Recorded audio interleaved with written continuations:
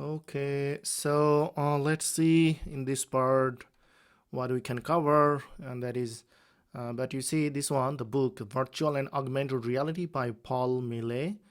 So this book, I have taken some of the contents on AR and VR. So you can look at this book if you want. Not a very good book, but as is just an introduction is fine. And with this content in introduction to AR and VR, I am just taking another topics, a different topic, that is principles of communicate animations, that I'm including in the slides as well. But it turns out that there are lots of similarities in the design sense, because AR VR also works on many design issues. So so as this principles of animation, so I have just included some of the slides on principles of animation in here. For this one, this is just a general from different sources, and I'll also recommend some other sources. Okay, so let's see that what we have. So I remember that yeah, this one we covered, this one we covered. Okay, this is also okay. So VR controllers. Okay, so maybe from here, right? So this one that we should be starting with, this is as you see that AR functionalities.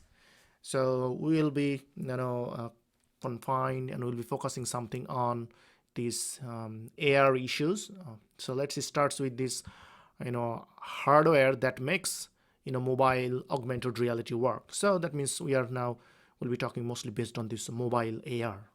Definitely the for desktop AR also similar techniques, but we talk about the mobile AR, because mostly is smartphone we use, and the end users will be realizing and will be experiencing AR perhaps through their smartphone. So the very first things that we require the hardware is for motion tracking, right? We have to enable the motion tracking for augmented reality, and for that there are a couple of options. For example, we have this accelerometer. So this basically measures change in velocity. As you know that at a very, for example, at a very particular directions, what is the speed, right? Speed change in per second. So that's the acceleration. So that acceleration measurement is done by this accelerometer. And of course, this technology is electronics technology, that is more appropriately MEMS technology, that is MEMS, that is micro electromechanical systems. We will be not studying that electronics, but as you may know that the inside of this accelerometer sensors, there is some sort of arrangement of something like that. So they are they keep some some mass or some object. When this object moves around, then some capacitance inside of those sensors changes, and changes of this capacitance basically causes the changes in some voltage. So that voltage is ultimately an option and measurement for accelerometer. So that's the idea. Then we have gyroscope. The gyroscope is also used for motion tracking. So it basically detects the rotation. For example, so when we rotate our phone, so then that rotation basically measured by gyroscopes. For gyroscopes also similar sorts of arrangements it has, but then its measurement proportionality and equation is different. So you see, so when we just rotate our phones around this axis like that, or maybe around this axis x, y, and z, so whatever, then this gyroscope basically detects that and then is measure that. And definitely other things that we use is camera itself is a very good tools to utilize for motion tracking. So because this camera supplies a live feeds of the surrounding real world, so and then on that real world we are just overlaid this AR content. And when we have this image, definitely we use machine learning, different kinds of digital image processing algorithms and computer vision algorithms to process those cameras and those digitizations and those things. So these are some of these very basic contents that we basic techniques that we use for motion tracking.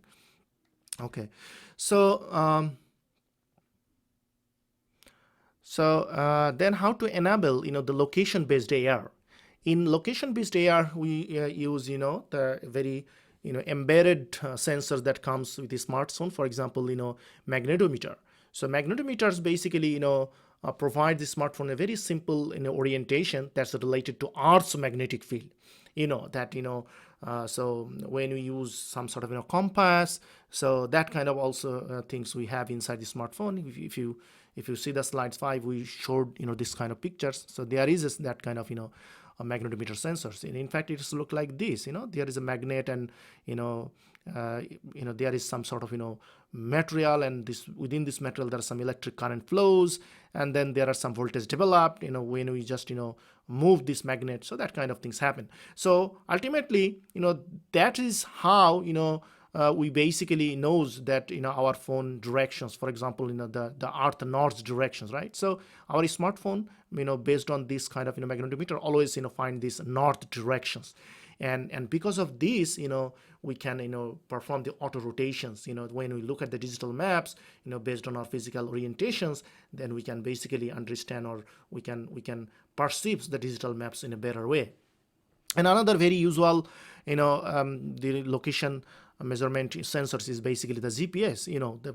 Most of the smartphone nowadays that we use has this GPS systems. So that means GPS itself is a global satellite navigation systems, and I know that you already are familiar with it. So that we just access different kinds of geo locations and time informations, right? From to a GPS receiver. So that means our phone is basically a GPS receiver, so we can access those information. And other thing is that that what we see is basically definitely the display itself, where we basically see the real world with AR contents. So that means there are different kinds of imagery and 3D rendering things need to be done. So what makes AR feel real, or in other words, let's talk something on realism in augmented reality. Okay, realism. So that means when we whatever the experience that we like to have, augmented reality, I mean, ultimately we need to be we need to feel real, right? So that's the part of the realism. So what are the things that we need to consider to make AR real? So this one thing is this sort of thing that's called placing. That means the stationary objects that we see, for example, here, that all of these stationary objects definitely need to put at one point, right, in a given environment. And perhaps this can be anything. For example, it can be wall or floor or ceiling. These are stationary. That means they don't move, right? So in even there might be something suspended, hanging from the air. So maybe balloon, in a room. So that things are stationary. For example, look at this example. What happening? There is this coffee mug, and this coffee mug on our table. Definitely, it should not, jump or move. When we just move our head, definitely it should not move, right? So that things, when we do that kind of augmentations, for example, let's say this coffee mug was not originally there, but we just created this object. But now, of course, we cannot move this object when we move our head, right? So that object should be there. So that's the idea, the placing of the digital object, that we say AR object. So whenever we will create that kind of digital object and AR object, that should be fixed and that place. So that's the idea. Now, scaling. Of course, scaling is another thing. So what is the scaling things? Think about that, a car is coming toward us, right, from a distance. That means on the road and the street, when you look at the car and the car is coming towards us, so what we feel? That means, when it just, coming to us, we feel that the car is basically become bigger in size, right? So it starts at the smaller, but then gets bigger as we perceive. So similar things, if we place any artificial AR digital object, and then that's moving, and then we are closing, or we are going apart, so accordingly this size and scaling of this object need to be done. For example, here, so for example, this object, when this object go apart and goes goes towards us, right, goes apart from to goes apart from us and then moves towards us, definitely based on that. That means our physical distances from a given object, and our orientations, the surroundings, it basically, matters that how they appear to us. So it's also, look and feels as well. So this placing and scaling is very important when we try to provide some sort of, realism in AR. And other, perspective is another is occlusion. Occlusion is a very, a very important, things in AR. So things, what happen when an image or object is blocked by another. Okay. So sometimes it may happen that, when we are taking a, photos, and maybe something goes, just onto our camera, or maybe, some one object comes, and then other object is hidden or blocked. So that kind of things we say occlusion. For examples, why that matters, see here, that look, this object, is here. Now occlusions, for example, look, this object basically on the table, but this object basically, underneath the table. But if this, this object become transparent, if we can see, but this object was supposed to be underneath the table, right? So these things doesn't make sense. So that's why, this we have to, perform this hiding virtual object behind other virtual object. This is a necessary conditions, as well as in the real world. So both real world, as we can see, so accordingly, when we have, such kind of things, definitely, we should do it, right? For examples, we have, one object here, maybe an artificial object, and we just came to another artificial object. But in the real, if we do so, maybe this object we cannot see anymore. So in the digital world, also we'll have to maintain, that kinds of, illusion. Otherwise, the realism will be broken. Now, other things is, something called lighting. Now, lighting is also a very, important aspect, because ultimately, the objects, that how much light is reflecting from an object, that is very important. Lighting means colors, shading, shadows. This all need to behave, very appropriately. For examples, when we just start a scene, and in the starting of the scene, perhaps lighting is one kind, but at the end of the scene, or while the scene goes on, there should be some sort of, there might be a variation in the lighting. So if lighting changes, we also need to change the colors, shading, and shadow accordingly. For examples, look about here. Maybe in the beginning, this window was open, there was no curtain, right? And so the light was, more in the scene. But if the lights become dim, for example, this curtain now closed, so definitely this entire scene will be affected. The entire scene environment will be dim, right? So that's why it says that when the lights become dim during an experiences, the AR object also should change the color and shading the appearances. Otherwise, it doesn't make any sense, and the illusions will be caught, right? Now, other things to make the realism happens, so that's the context aware. Context awareness is a great thing, and in fact, it is one of the core things in AR. So it simply refers that the ability to take, to consider the situation of entities, right? The account of the situation or entities or something. For example, when you look at this, total environment, something here, so and maybe based on that we'll perform something. So what we need to have a thorough idea that what's around, right? So that means the AR in the software platforms, the core, that needs to understand, for example, in this environment, perhaps, there is a desk, maybe chair, and maybe there is other table next to the bookstores, or maybe there is some television, so around here. So the AR we need to know the entire context. And also, we need to know that which item is taller, which item is shorter, and even what are the gap between them. So, and also other interesting things might happen that it might move, right? For example, some items might move, right? So when subject moves around this space, how this things changes. So this kind of context understanding is very important to provide the realism. Okay. Now let's see something on building blocks. We say building blocks, but I don't know is the right name or not. But let's say some terminology at least. So that if you remember that we told something called motion tracking. So that's that motion tracking process. We know that in motion tracking we use this kind of instruments, accelerometer, gyroscopes, phone camera, and also for location based those there are some other instruments like magnetometer and this GPS. But now what are the process to do those things? Now this one techniques to do those things is very important and a very one of the our I mean starting process is simultaneous localization and mapping, or simply we say SLAM. Okay, the simultaneous localization and mapping, what it does is basically we need to construct an update of a map on and totally unknown environment, right? Just to place our phone onto the subject or onto the environment. Just environment is completely new, right? So we have to construct the map as well as we will have to update the map, and that should be done at the same time.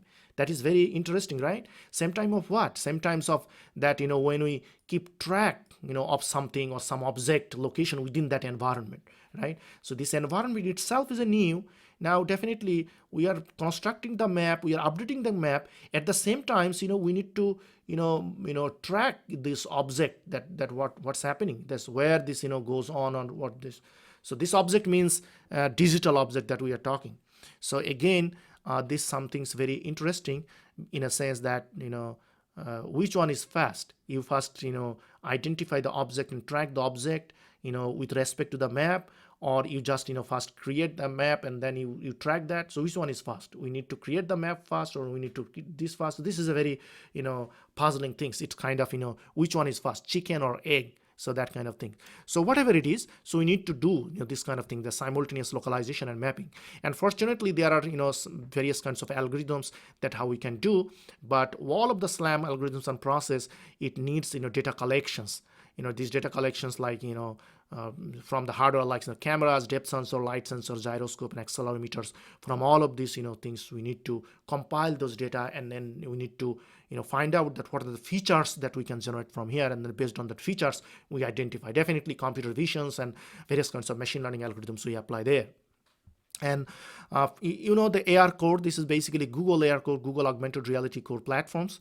So these basically uses, they have developed their own process, this one process called COM, that's concurrent odometry and mapping. So they use this COM process. Sometimes we use this example as Google core, because of their, very popularity or something. So, and then, the very related thing is environmental understanding. Now, one thing that I told you that is, called context aware. So context aware just, it understand the context, the which context it is, based on the relationship around. But very, related is environmental understanding. So that means, it's also, somehow also related to motion tracking process. But the thing is here, first it create an environment. How to create an environment and how it understand it. So it begins with some sort of, feature points. So that means, the similar things that what's happening, it first collect the data, from different kinds of data. For example, this camera, depth sensor, light sensor, gyroscope, accelerometer, those data. And then based on this data, it just identifies some, features like as it's doing the motion tracking. And those features might be, for example, a sharp edge, right? Maybe there is a desk, and in this desk, these are the sharp edge, right?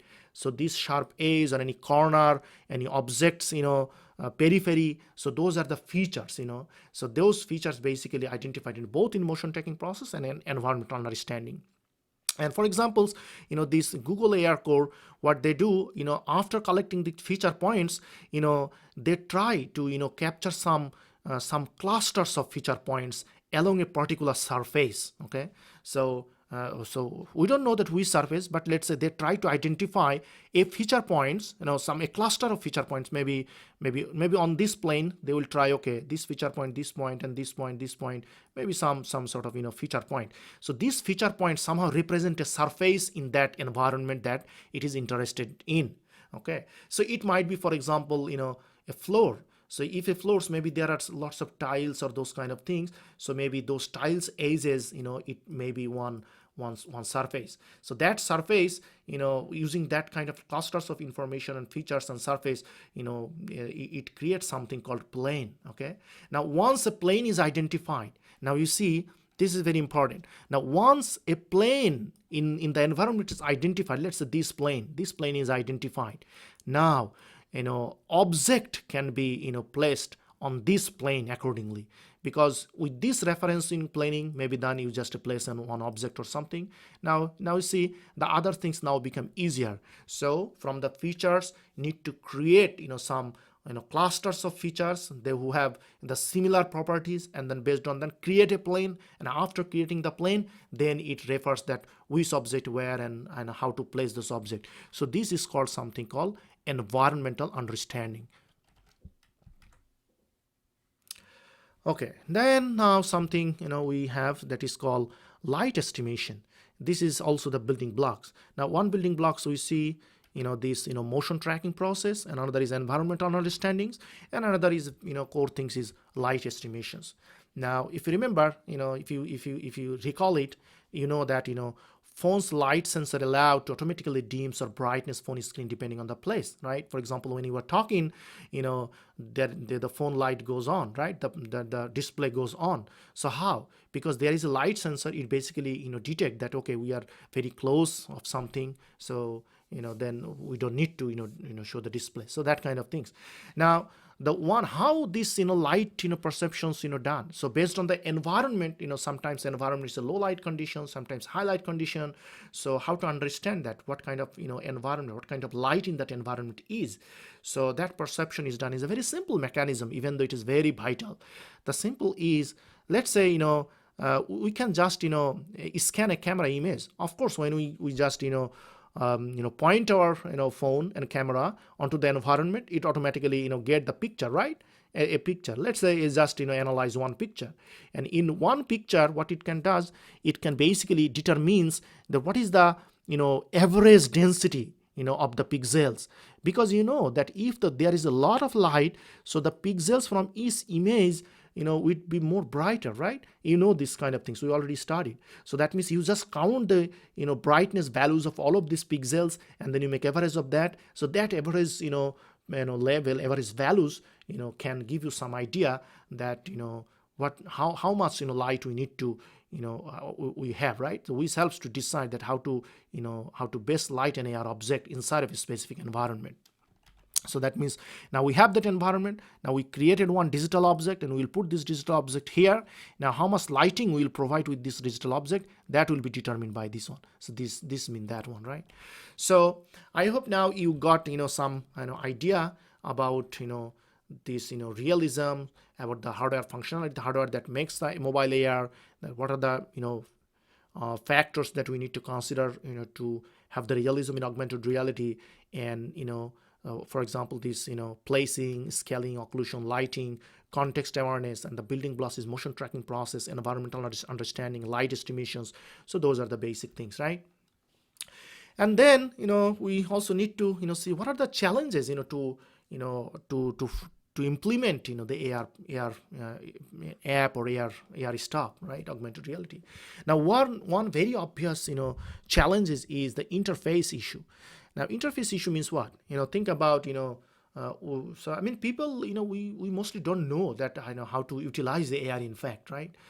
Because this is totally unknown. You can actually metaphorically you can compare these things. Think about that 200 years back, and if you just bring a man and a live person now from this 200 years back, and he never saw the computer, and if you say that can you tell that how to operate the computer, how to use this software, maybe he doesn't know, maybe even he doesn't know how to turn on the computer, right? So this is the interface issue. So the same is happening here, and this, and especially the lack of UI, that is user interface metaphors. What is that? It means think about that if we already are familiar some sort of interface, and then the similar interface we can utilize, right? For example, our phone, computers, or even different kinds of other devices, right? they are basically all equipped with some, these Quadtree keyboards nowadays, right? You know this Quadtree keyboard. Now, as soon as you can see this kind of interface, you know that how to use it, right? Even whatever device it is. So this is something called UI metaphor. But the hurdle part is that we don't have these kinds of metaphor for AR technology, because AR is entirely new.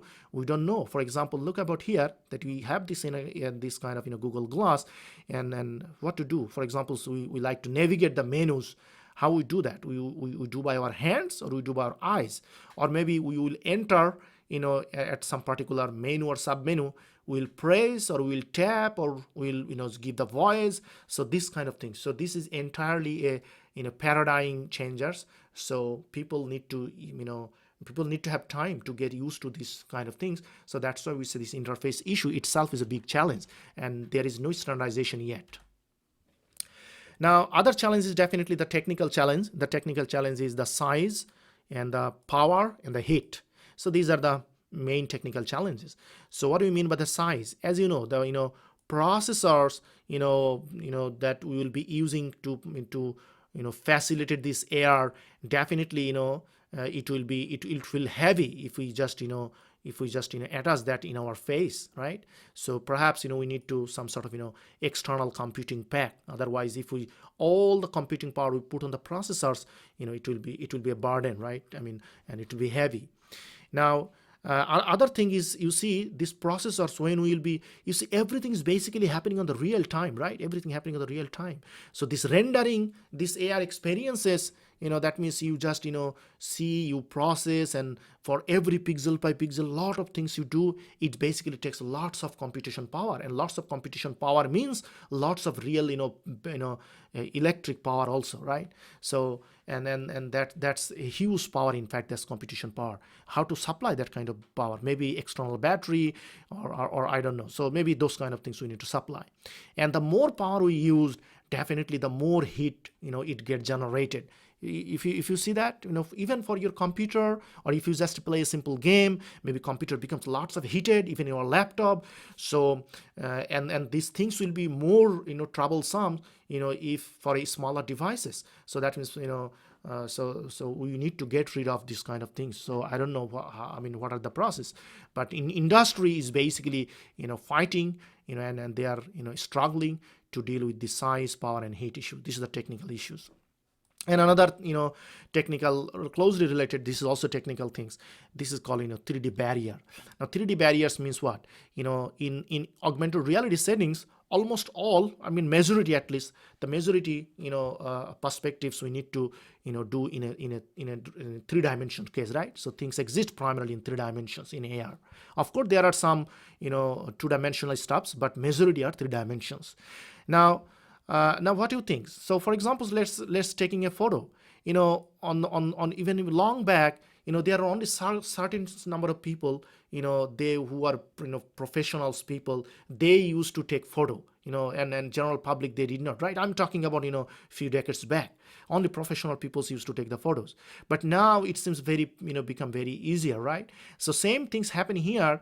To develop, to work in a 3-dimensional setup, is still the skilled workers are not that much, right? Skilled people are not that much. Maybe few people have someone, if someone is really professional, like they who are animators or designers, maybe they are familiar, but mostly not. So this working in a 3D and development in a 3D kinds of stuffs and app, this is still a big challenge. And other things is definitely the very core of this AR and VR is basically computer vision. Computer vision basically allows computer to see and understand the physical world. Computer vision means that the computer maze or computer vision system that we know. Maybe you are supposed to study this computer vision also one course something. So, for example, see in Google search what happened when let's say you search a dog in Google search. Now, what happens? Basically, Google already searched that things and did, maybe they found somewhere and they already classify and, as a metadata or in some way, then they say this is a dog, and then when you search, then your search engine find the dog, right? But computer vision, process is basically, is very different, because it would actually allow the search engine to see pictures and they are searching and recognizing a dog on their own. Okay, so that means in the real time, when you put on the camera here, and then you just turn on your search engine, basically underlaying this all about computer visions, algorithms, and process starts. So they will find it, they will recognize the object, that yes, it is a dog, or yes, this is things, or real-time information collections from this environment. So this is all about a messy job. It's not an easy job, right? Okay, now let's that I told you that we will cover something called principles of animation. And why I just included these slides here, because it's a design issue and it's basically highly related. Okay, so and also in every multimedia we also will consider this kind of sense. Now this 12 principles of animation is basically a de facto standard of animations. Whenever you work on animations, this basically they write a book, they wrote a book, this Illusion of Life, by this Ole Johnson and Frank Thomas. So they are very famous people. They were the people for the Disney animations, or those so they are very great guys. So those cool guys basically they first opened this kind of 12 principles of animation. Now these 12 principles of animation is the first one. This is basically in the order: squash and stretch, anticipation, staging, straight ahead action, and pose to pose, follow through and overlapping action, slow in, slow out, arcs, secondary actions, timing, exaggeration, solid drawing, uphill. Now each one definitely a lot of things to say. I will just say briefly, and if you are interested, that I highly recommend you just watch this YouTube video, because this video basically show is a video forms for better understanding, also put more information. So but I will just give you a very core idea, so you at least understand this. So first one is squash and stress. So think about a bouncing rubber ball, right? Like this kind of bouncing rubber ball. Now definitely this bouncing rubber ball is stresses, stresses mean expands when it travels up or down, and when it hits the ground, it definitely squashes mean it contracts and shrink, and right, that means smaller, size becomes smaller, and kind of stressing phenomena. So, and for example, this one there is no squash and stress effect, but in this one there is squash and stress effect, right? For example, see, as it goes coming, it's some stressing, and also there is stressing, but here is also squashing happen. And it's not only on the rubber ball, it happens in various objects. For example, when you are normal, when you are crying, sad, your facial expression changing, so that's also it goes through different sorts of squash and stress. For example, this is normal, this is squashed, and this is stressed. And now the anticipation. Anticipation is basically the preparation of the main actions. You will go for the actions, but always in our real life, what we do before we go actions, we need some pre-actions. So that pre-action is basically anticipations. For example, you will be doing hammering, but if you suddenly do this kind of things, it's very unreal. But before you perform this, if you have a hammer, but maybe if you like to hit this one, so maybe you first need to have this kind of actions, right? So this is basically a pre-actions, we say anticipation. That means we can anticipate that your viewers, they who are watching these animations or cartoon, they can see that okay, the next steps will be this one because he is doing this one, right? Or maybe before you start running, maybe you do some sort of maybe you're jumping, then you do stress on your knee, of that kind of things. So that's the anticipation. And then staging. Definitely, how you place your object onto the stage, this is a great matter to your viewers, right?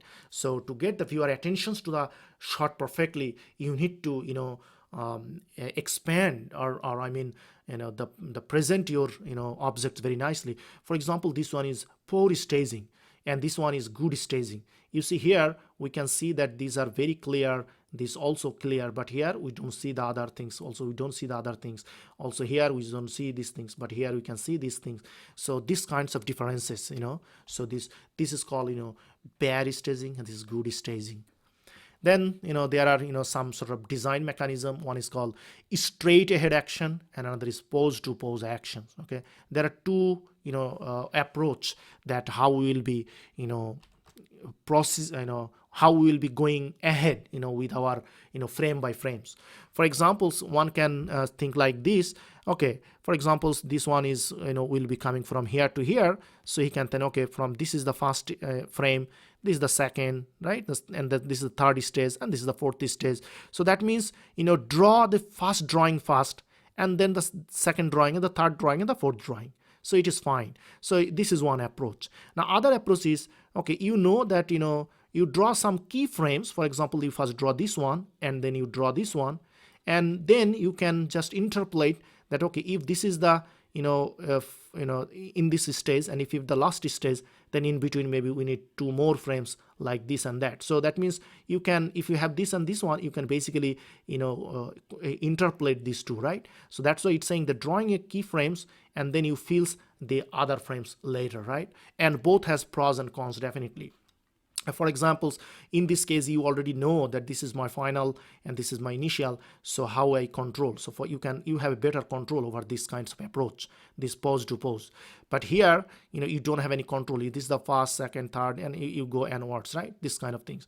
And again, you can also think like this way, that if you already know these things, maybe sometimes it will be hard to come and to fill up like this kind of things, because it might not fit that with the number of frames that you want. But here you don't have this kind of problem, because as you go forward, it's just going forward. So for example, if you do something called fire presentation or water flowing, maybe this kind of approach is better. Then number 5 is follow through and overlapping actions. Now, what is overlapping actions? If you look at a character, for example, let's say character is running across some scene, and perhaps its arms and legs, maybe moving at a different rate from its head, right? For example, maybe this one is moving at a different, maybe this one is moving at a different rate than this one. So that means different parts of the character, might have very different, pace, a different speed. So that's called overlapping, and we need to, synchronize that things that we need to mention to give the illusion. And what is the follow through? Follow through is, let's say this character just stopped. It was running, but now it stopped. Even though this one is stopped, but you see this was very flexible, this, the, on the top of the head, because this is, something. So maybe, it will go, it will still, continue, right, to go forward. And then eventually it will be oscillating and then it stop.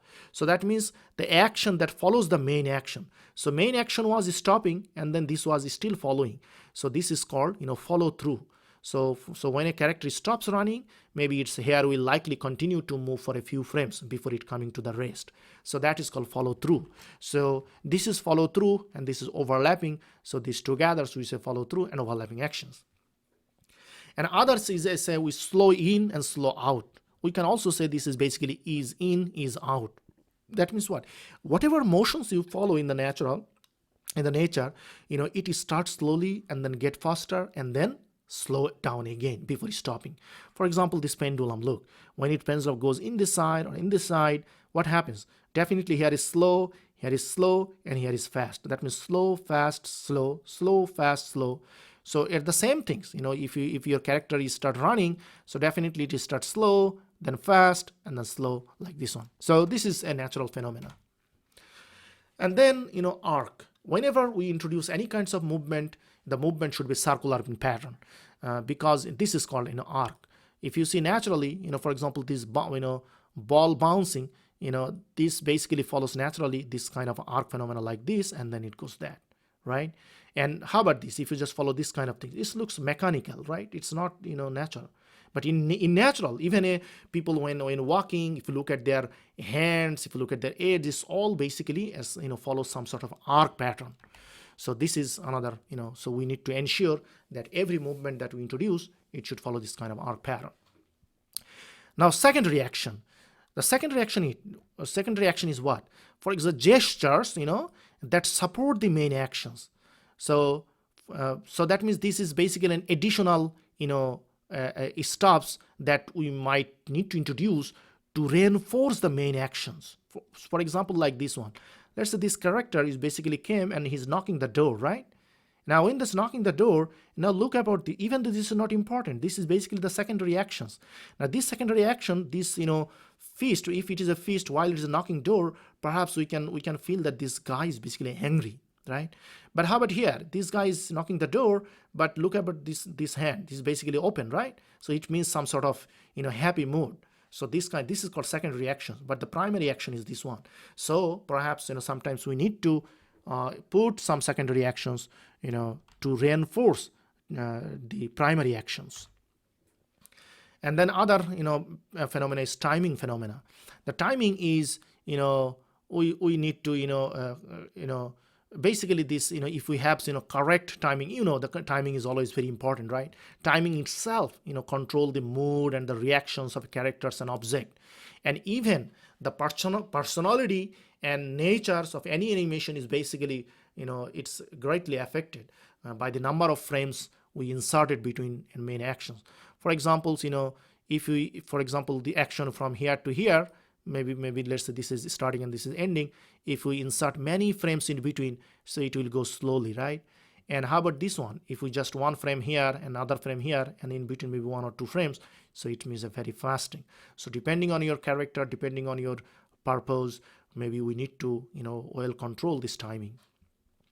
Now another number 10 is exaggeration. Now exaggeration is, this principle is very interesting. For example, every actions that we have, every pose that we see, every expressions that we take, we can take it to the next level, so that we can convey the impact, the amount of impact to the viewer. For example, this guy looks like happy, but we can make it happier. So this is basically some sort of exaggeration, right? So that means the viewer basically understand the impact. So that is the idea. Now exaggeration doesn't mean that we need to distorting the object, and it is not about that. It is basically more convincing. That is, we are conveying more impact by just exaggerating the action, pose, or expression. Now the last one is solid drawing. The solid drawing is basically also need to maintain in AR design also. But it's basically most of the design we talk about in the principles of animation, it also goes for the AR digital object. So whatever it is, now it's a solid drawing. What it means? That means we are seeing in a two-dimensional screen, but we need to give a feeling of a three-dimensional just a feelings, right? So we need to maintain in the volume, weight, and balance. For example, look, this one, this drawing, whenever we just draw like this is fair. So it's fair. So definitely you need to draw like this kind of carved line, right? So when you do this, so then instantly we feel that this is basically a solid object, a 3D object. But if you just give a line like this, it doesn't look like a 3D object. So it even doesn't look good, right? So we need to have some sort of solid drawing. And finally, and this is always true, the beauty or appealing or attractiveness, right? It doesn't mean that every character we should give the appealing, but it should at least should be pleasing to look at. So that's the idea of appealing. So this is some 12 principles of animations, and I hope that both this AR contents and professional animations will help you. And by the way, so if you know that that our exam that will be on 8 December. This is basically Wednesday. This is our exam. That's final exam, right? So I will post this on Blackboard very soon, so you would understand that. Okay. So see you next week. In the next week, we'll be starting on GAN, that is generative adversarial networks, and content-based multimedia retrieval, and that will be our ending. So see you next week.